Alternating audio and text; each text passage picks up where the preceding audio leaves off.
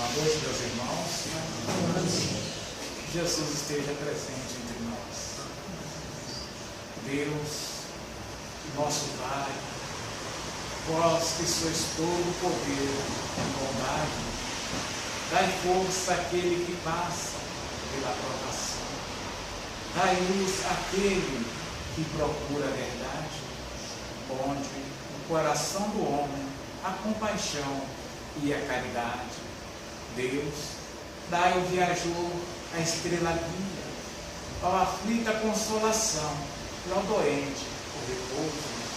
Pai, dai ao culpado arrependimento, dai ao espírito a verdade, dai à criança a alegria e ao órfão o Pai.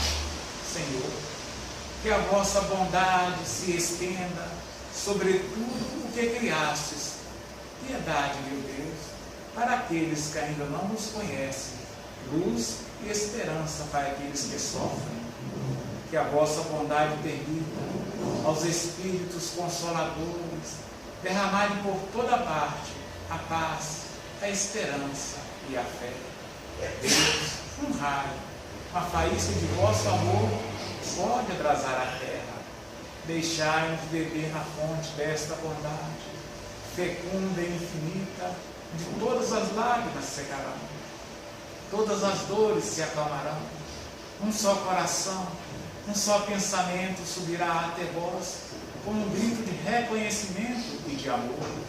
Como Moisés sobre a montanha, nós vos esperamos de braços abertos, ó poder, ó bondade, ó beleza, ó perfeição, e querendo de alguma sorte, Senhor, merecer a vossa misericórdia. Deus, dai-nos força de ajudar o progresso, a fim de subirmos até vós. Dai-nos a caridade pura, dai-nos a fé e a razão, dai-nos a simplicidade que fará de nossas almas um espelho, onde um dia refletirá vossa santa e gloriosa imagem, e assim seja. Obrigado, Jesus.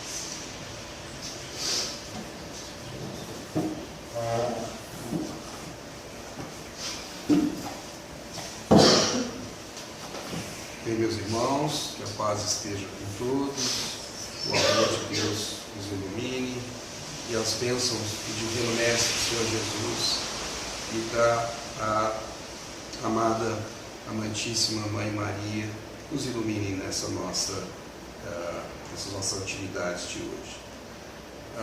Os irmãos vão se lembrar bem que na semana passada nós estávamos trabalhando com o livro Gênesis, e trabalhando principalmente nas partes que dizem respeito a uma, não exatamente uma conceituação, mas uma tentativa de abranger a Deus, embora seja muito difícil nós conseguirmos conceituar Deus, ou seja, ele é muito mais abrangente do que a nossa capacidade de pensamento, mas algo que seja compreensível a todos nós. E foram comentados uma série de princípios. Nós estamos agora no princípio sétimo, nesse sétimo princípio. A cada um desses slides nós teríamos a avaliação dos mais diversos atributos de Deus como nosso Criador, como o Rei do Universo. Então, nesse ponto número 7, nesse slide que traz o ponto número 7, é dito: a existência de Deus é, pois, uma realidade comprovada não só pela revelação, como pela evidência material dos fatos. Os povos selvagens nenhuma revelação tiveram, e, entretanto, creem instintivamente na existência de um poder sobre-humano. Eles veem coisas que estão acima das possibilidades do homem e deduzem que essas coisas provêm de um ente superior à humanidade. Não demonstram raciocinar com mais lógica do que os que pretendem que tais coisas se fizeram a si mesmas. Portanto, raciocinam com completa e absoluta lógica, acreditando que de fato exista uma força, um poder maior, e que esse poder maior caracteriza a divindade, caracteriza Deus sobre todos nós. No próximo nós temos também um ponto onde um ponto que é importante e que Kardec faz uma avaliação desse ponto muito racional e que eu gostaria que o irmão João, aqui ao meu lado direito e ao meu lado esquerdo, o irmão Sérgio, comentasse. É colocado por Kardec que Deus, a definição, uma das definições, é a suprema e soberana inteligência. O que significa dizer que o Pai Eterno seria a inteligência ilimitada que tudo criou e que tudo controla. Nós sabemos que é limitada a inteligência do homem, pois que não pode fazer nem compreender tudo que existe em torno dele. A de Deus, abrangendo o infinito, tem que ser infinita.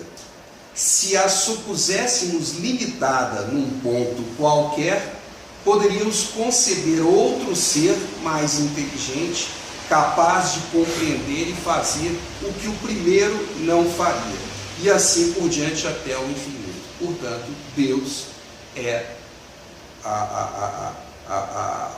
a soma de toda a inteligência e toda a soberania e toda a supremacia da criação de todos os universos, de tudo que existe. Não somente esse sistema solar, ou esse planeta, ou esse sistema solar, esse universo, no meio de tantos que existem por aí, que nós nem sabemos quanto, nós não conhecemos a extensão com a nossa pequenez, e com a nossa ciência ainda muito básica, nós não temos a menor ideia da extensão da criação divina. E é nesse sentido que eu gostaria do comentário do irmão João e do irmão Fernando. Nós observamos, no primeiro slide que você viu, fala sobre o selvagem, que ele tem uma compreensão muito grande de Deus. Raciocinando em cima desta frase, nós observamos que ele convive com a natureza, que é por onde Deus nos envia as mensagens. E raramente o homem, que somos nós, que não estamos em tanto contato com a natureza quanto o selvagem, nós não observamos aquilo que a natureza nos fornece, aquilo que Deus escreve através dela. Então tem essa dificuldade. E Jesus tem uma frase no Evangelho que ele diz: bem-aventurados os puros de coração, porque eles verão a Deus.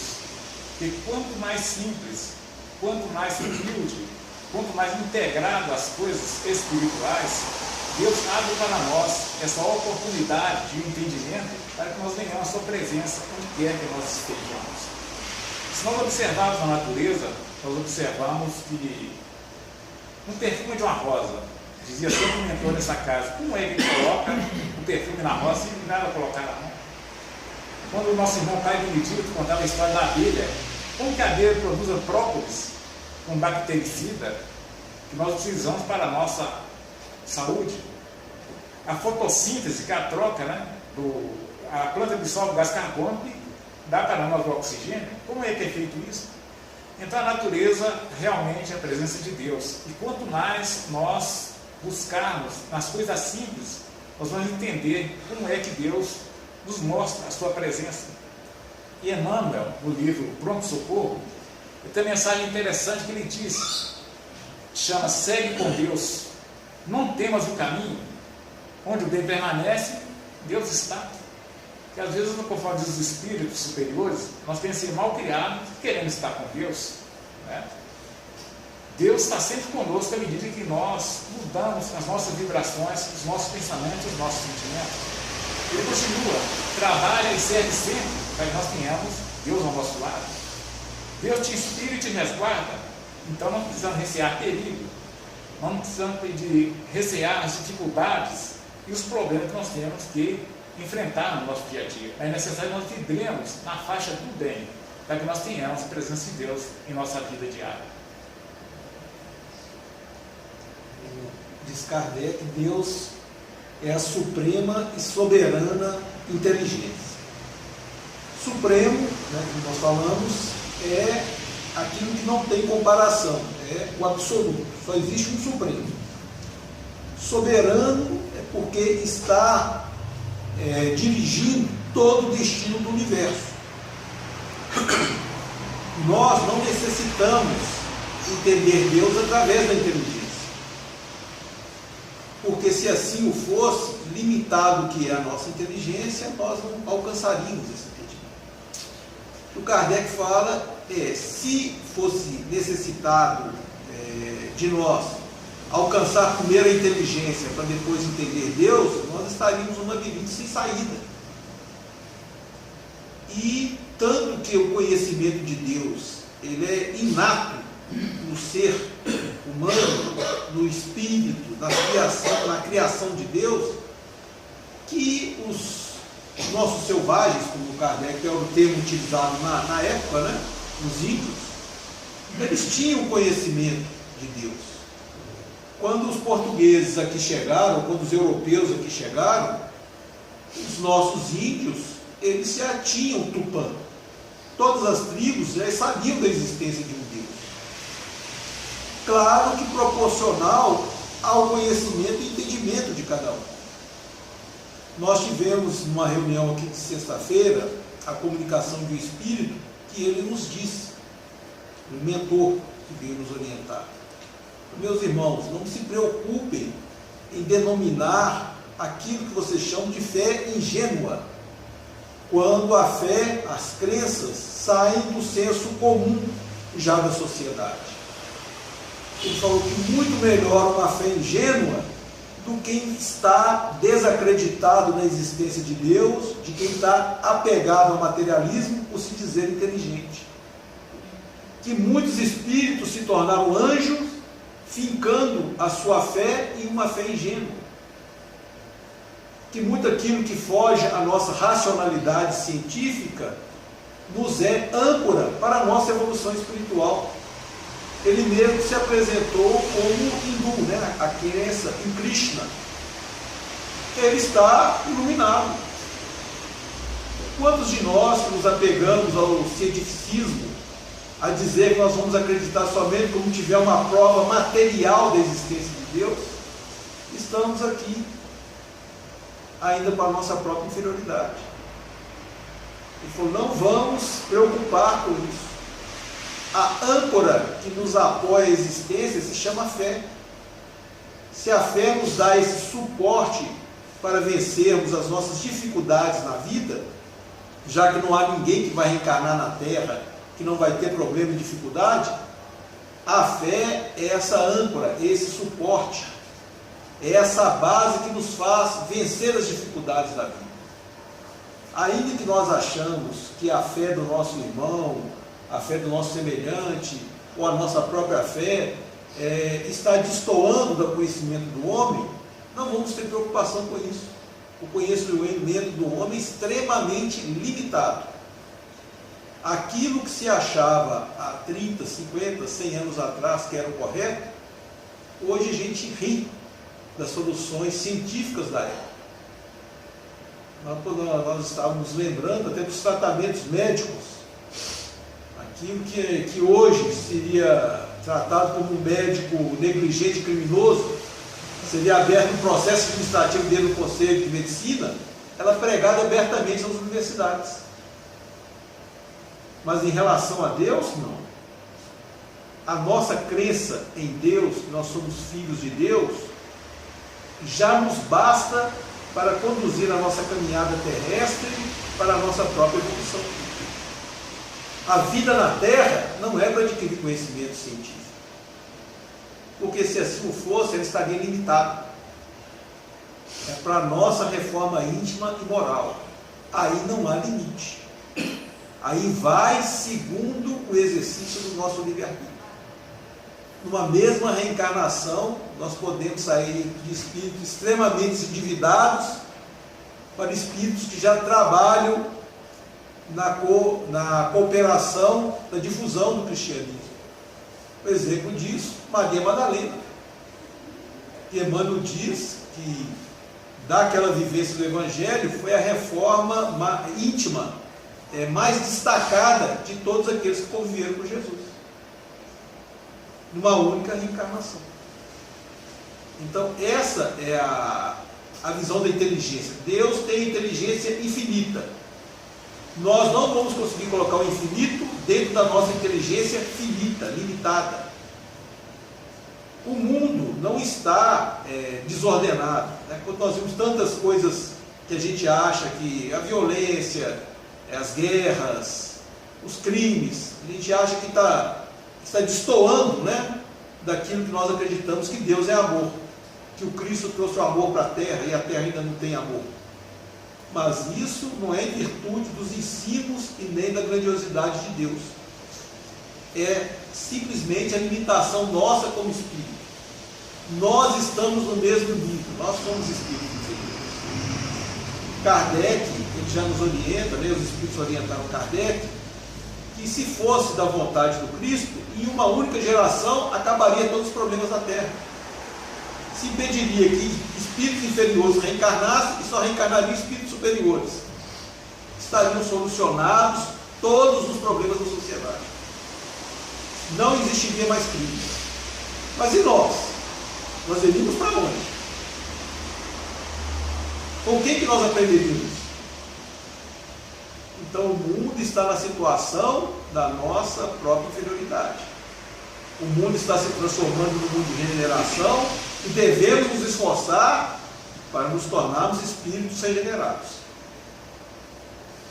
E mesmo, meus irmãos, como foi muito bem dito pelo irmão João, pelo irmão Sérgio, esses sentimentos de busca da informação, de busca da ciência material, de busca da sapiência, de uma certa maneira pode ser uma armadilha. Isso pode vir para o bem se o nosso progresso íntimo também estiver caminhando no mesmo passo.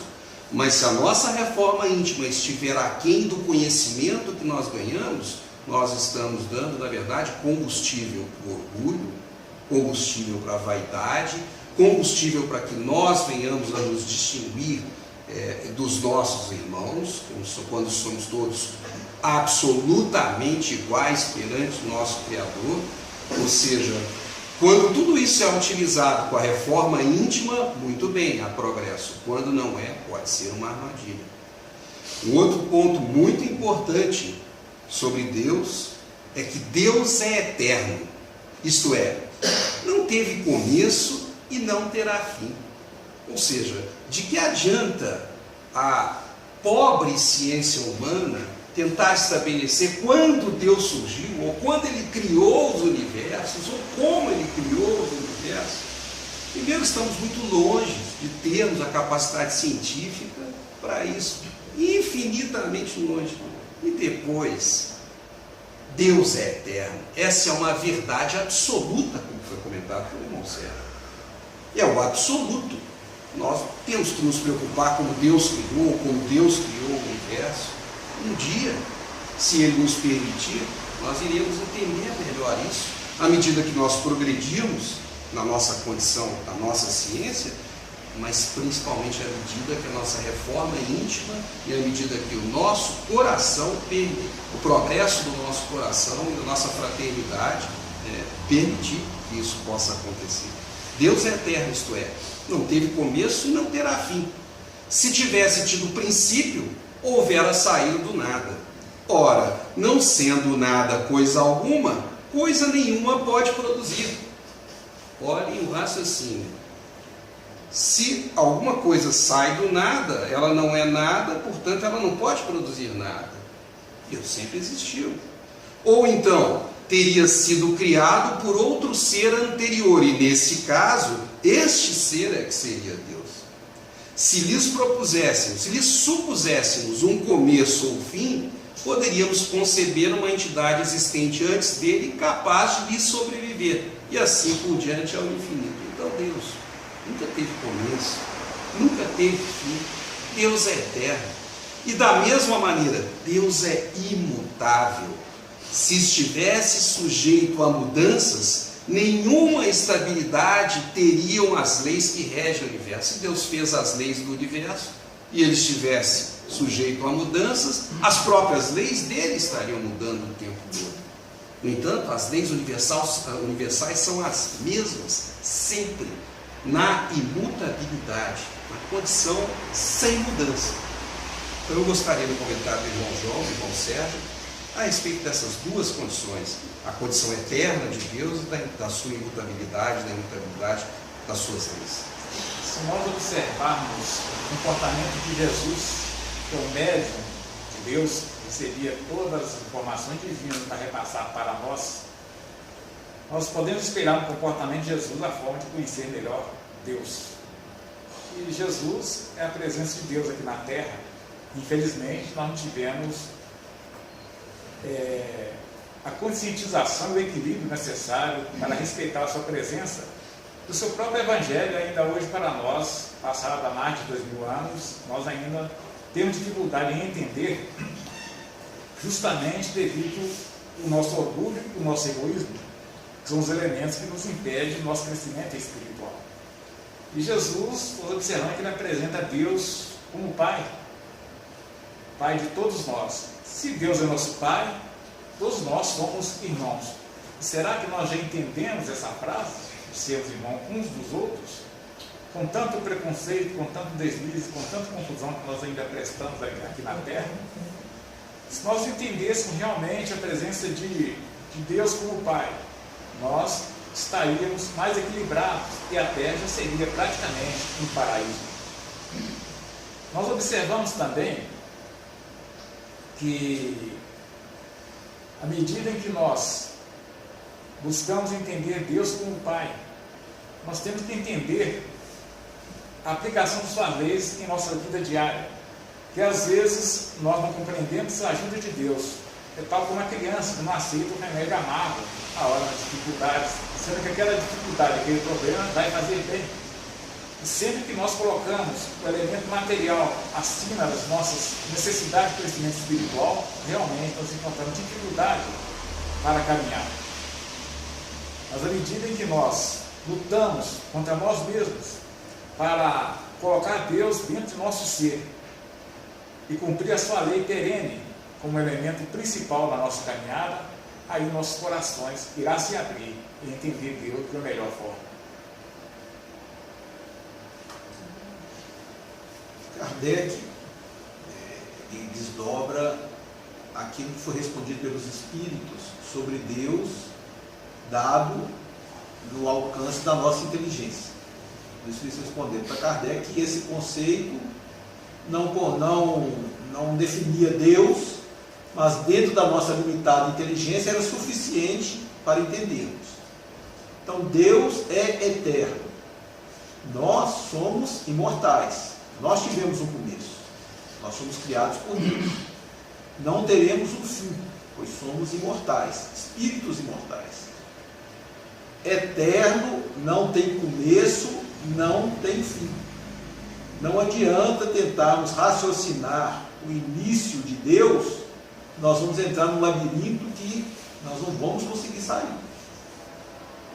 Não vamos cair nessa bobagem de querer analisar o início de Deus.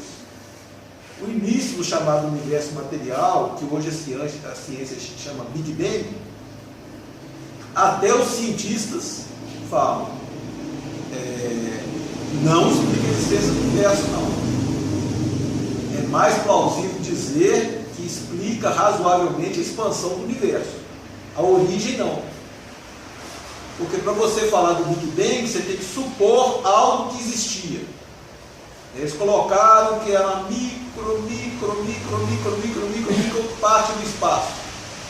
Muito menor do que um elétron. E que daí surgiu todo o universo.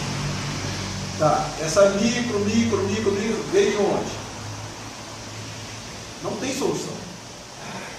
Então falar que o Big Bang explica, não explica. Mas nós aceitamos. A comunidade científica aceita. E por que a existência de Deus eterno, sem a mesma comprovação, não quer aceitar? Como diz o Davi, pelo orgulho. A fomentação do orgulho. Se eu aceitar que há um Deus, eu me torno muito pequeno diante do Criador. Nós não sabemos nem a dimensão do universo, desse universo que nós conhecemos. Nós não sabemos o tamanho dele.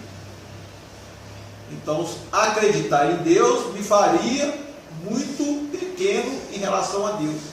O orgulho é que me veda os olhos para na crença de Deus. Deus é eterno, não teve começo, não tem fim. Deus é imutável, Ele sempre foi Deus. Nós necessitamos evoluir. Deus não está passando por processo de evolução. É que o Kardec disse, esses conceitos são para que nós não venhamos a cair na bobagem de querer entrar nesse labirinto de descrever Deus com as nossas palavras conhecidas que estão dentro do nosso dicionário. Vamos trazer o conceito de Deus para o nosso coração. Nós conseguimos entender Deus pelo sentimento. Os índios, com muito menor capacidade intelectual e conhecimento científico que nós temos, viviam muito melhor a sua relação com Deus que nós. Eles sabiam entender que Deus criou a natureza e lhe deu a oportunidade de desfrutar da natureza. Para eles isso era o suficiente para amar a Deus. Então não é o conhecimento científico que nos dá a base da crença de Deus. É o sentimento. E a partir do momento que nós compreendemos Deus eterno, Deus imutável, nós vamos entender melhor uns aos outros. Nós vamos vislumbrar a nossa condição de irmãos, entender o defeito que o nosso irmão tem em virtude de todo o progresso que tem que ser alcançado. Alguém aqui, quando o filho, estou com a minha Julinha de 1 ano e 8 meses, e dá aquelas famosas birras. Alguém aqui pensa em pegar uma criança de 1 ano e meio, porque está dando uma birra, e colocar lá na rua, porque está dando birra? Tirar de dentro de casa? Alguém que já imaginou isso? Deus entende, Cristo entende que nós somos essas criancinhas birrentas. Quando nós praticamos o mal, Cristo nos falou, Pai, perdoa, eles não sabem o que fazem. Nós somos muito mais ignorantes do que maus, todos nós. Mesmo esses nossos irmãos a quem nós não vamos chamar, pela criminosos, eles um dia alcançarão a evolução. Hoje estão na fase da birra. Como muitos aí estão criticando a condição de quem crê em Deus. Conversando uma vez com um que tinha essa convicção, e ele querendo falar cientificamente. Olha, você consegue entender a ciência não sabendo que existe um elétron. Ora, o elétron comporta como tendo matéria, ou seja, ele é uma partícula, e ora o elétron comporta como se ele fosse só energia. Ele se comporta como uma onda. Se você consegue explicar isso, se conseguir, ganha o prêmio Nobel.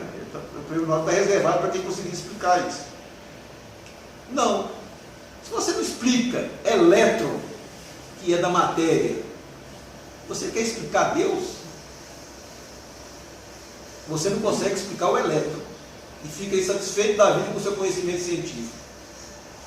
Agora, a Deus, você não consegue explicar e você fala que não acredita em Deus, você não explica? Não acho que há uma desproporcionalidade nisso, não. Então, isso é um orgulho que nos leva. Eu não explico porque o elétron ondula. Tá, mas para mim está resolvido. Eu continuo pesquisando. Ninguém largou a física por causa disso, não. Agora, Deus, eu falo que eu não creio em Deus porque eu não consigo provar cientificamente a existência de Deus. Isso é só um orgulho. Quer dizer, não vamos nos enveredar por esse labirinto, não vamos cair nisso, não vamos cair nessa bobagem. Nós não temos nem inteligência para entender as coisas corriqueiras da matéria, muito menos para explicar o Criador de todo o universo. Um outro ponto muito importante, meus irmãos, e que todos vão chegar a essa conclusão muito rapidamente: qualquer tentativa de comparar Deus a qualquer coisa material é absoluta e rigorosamente impossível. Porque, como diz Kardec aqui na Gênesis, Deus é imaterial, o que significa dizer que a sua natureza, a natureza da sua energia, precede a tudo. Portanto, a natureza dessa energia difere de tudo que nós possamos chamar de matéria. Então, como expressar Deus por alguma coisa que exista nesse mundo, se a pequena matéria desse mundo foi criada a partir acredito que essa outra crença ainda nesse sentido, nós precisamos entender muito isso, mas muito provavelmente pela condensação da energia divina, que é muito mais ampla do que esse e todos os mundos que existem no universo. Então, como pode-se querer atribuir a Deus uma imagem? Deus é imaterial. Deus é imaterial. De outro modo, não seria imutável, pois estaria sujeito a transformações na matéria. Ele é imutável porque não tem nada a ver com essa matéria, portanto, não tem nenhuma relação. E mais, Deus é onipotente. O que significa isso? É todo poderoso. Se ele não possuísse o poder supremo, sempre se poderia conceber uma entidade mais poderosa e assim por diante, até chegar ao ser cuja potencialidade nenhum outro ultrapassava. Então, este é que seria Deus. Ou seja, Deus é onipotente, é único. Nós vamos chegar ainda, um dos últimos pontos, talvez o ponto 16, nós estamos no 13 ainda, é que Deus é único. Ou seja, mas antes de, quando nós chegarmos no Deus é único, nós já saberemos que Ele é imutável, que Ele é imaterial, que Ele é onipotente, que Ele tem todos esses atributos que foram ditos anteriormente. Eu não sei se nós teremos muito tempo, nós temos mais 5 minutos, eu vou pedir ao irmão João e ao irmão Sérgio que analisem a imaterialidade de Deus e a onipotência, o poder supremo que significa Deus. E vamos deixar mais vários aspectos, como Deus é soberanamente justo e bom, Deus é infinitamente perfeito, Deus é único, para a próxima semana, porque o nosso tempo está bastante escasso agora, mas tem muita coisa para a gente ainda, dentro do pouquinho que nós, do quase nada que nós conhecemos de Deus, há muita coisa que nós precisamos ainda entender. Então, fiquemos com os comentários do irmão João, do irmão Sérgio, sobre a imaterialidade e a onipotência de Deus. Só através da energia, né, que a gente percebe a presença de Deus. No livro Nosso Lar, o Espírito André Luiz, livro psicografado pelo Chico Xavier, chega no Bosque das Águas, ele fala uma frase interessante, que fala que a natureza consubstancia o santuário em que a sabedoria de Deus se torna visível. E nós observamos também a presença de Deus quando nós, com esse calor tórrido que está, chegamos debaixo de uma árvore acolhedora e recebemos aquela sombra. Então nós agradecemos a Deus que a presença dele ali, nós tínhamos um frescor tão grande, nós devemos agradecer. E todas as vezes que nós pegamos uma certa afeição pelas plantas, pelas árvores, pelos animais, também nós notamos a presença de Deus. E sabemos que Deus é o doador único e universal da vida. Nós vivemos e pensamos pelos seus impulsos. Fazemos tudo pelos seus pensamentos. E a sua majestosa presença no lado do mundo que faz com que a natureza, segundo o Espírito que escreveu no livro Canções da Natureza, existe uma canção da natureza, quando nós entendemos realmente a presença de Deus na natureza. Então, essa imaterialidade, essa energia que envolve a todos nós. Onde está Deus, está dentro de cada um. Mas quando é que nós vamos sentir Deus? No dia que nós pudermos retirar de nós todo o desequilíbrio que ainda afeta a nossa sensibilidade espiritual. Quando nós desenvolvermos olhos de ver e ouvidos de ouvir. Conforme de Jesus no Novo Testamento. Deus é imaterial.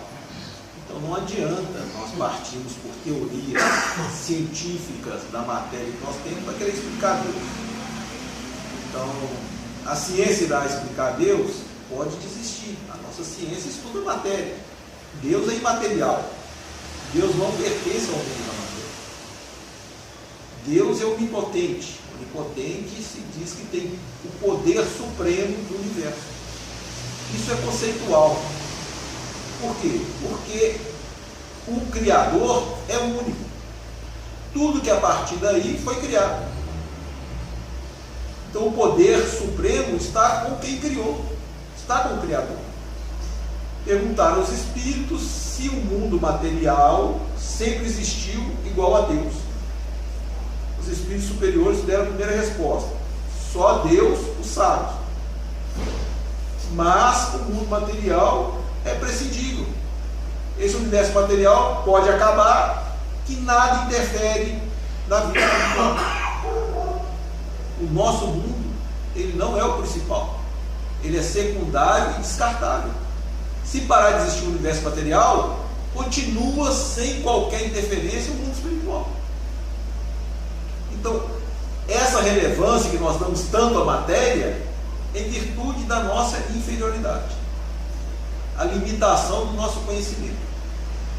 Então, novamente, vamos buscar sentir Deus, porque através da matéria, da ciência material, nós não vamos partir para uma explicação científica. Deus não está no mundo material. Vamos buscar no sentimento, que aí sim nós alcançaremos a melhor ideia de Deus.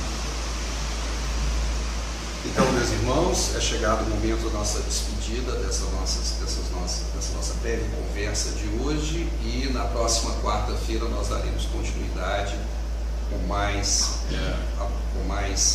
noções e princípios dos atributos de Deus. Até lá, que Deus, nosso Pai eterno, esteja conosco e nos abençoe nas atividades que vêm.